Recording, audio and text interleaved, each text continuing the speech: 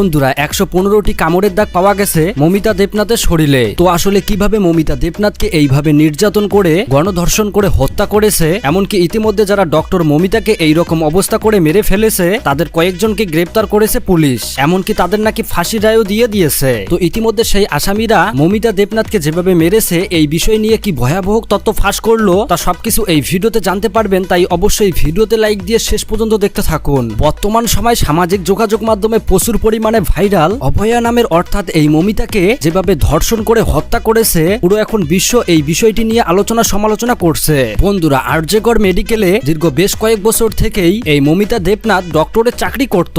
এভাবেই কয়েক বছর যাওয়ার পর সেই মেডিকেলের বেশ কিছু গোপন রহস্য জেনে যায় এই মমিতা দেবনাথ। তো মমিতা দেবনাথ যখন মেডিকেলের ব্যাপারে এই দুর্নীতিবাজ কাজের কথা জানতে পারে, তখন সেখানকার ডক্টররা তাকে নাকি অনেক ধমকি এমনকি হুঁশিয়ারি পর্যন্ত দিয়েছিল, পরে তিনি কারো কাছে কোনো কিছু ফাঁস করতে না পারে। তবে এভাবেই দীর্ঘ ৩৬ ঘন্টা ডিউটি করতে করতে হঠাৎ একদিন তার সামনে কালো ছায়া নেমে আসে। হ্যাঁ বন্ধুরা, আমি বলতেছি সেই ৯ আগস্টের কথা, যেই রাতে এই মমিতা মেয়েটি রাতে খাবার অর্ডার করে সবার সাথে একসাথে ডিনার পর্যন্ত করে খেলা দেখেছিল। এমনকি রাতের টানা ৩৬ ঘন্টা ডিউটি শেষ করে যখন সে বিশ্রাম নেওয়ার জন্য ঘুমাইছিল, এমন তো অবস্থায় সেখান থেকে সঞ্জয় রায় নামের এই সেবিক কর্মকর্তা নেশাগ্রস্ত হয়ে সেই মেডিকেলে প্রবেশ করে। সঞ্জয় মূলত সেই হাসপাতালের সমস্ত কিছু জানতো, কোথায় কে থাকে, কি রয়েছে, এমনকি সবকিছু। তো সে মূলত এই ডক্টর মমিতাকে সেখানে শুয়ে থাকতে দেখে তার উপর নির্যাতন শুরু করে। এমনকি জানা গিয়েছে সঞ্জয়কে হেল্প করেছে নাকি আরো ২ মহিলা। ময়না তদন্ত রিপোর্ট অনুযায়ী জানা যায় তার গলায় প্রচন্ড পরিমাণে আঘাত করে, হাতে পায়ে সহ বিভিন্ন জায়গায় শরীরে ১১৫টির বেশি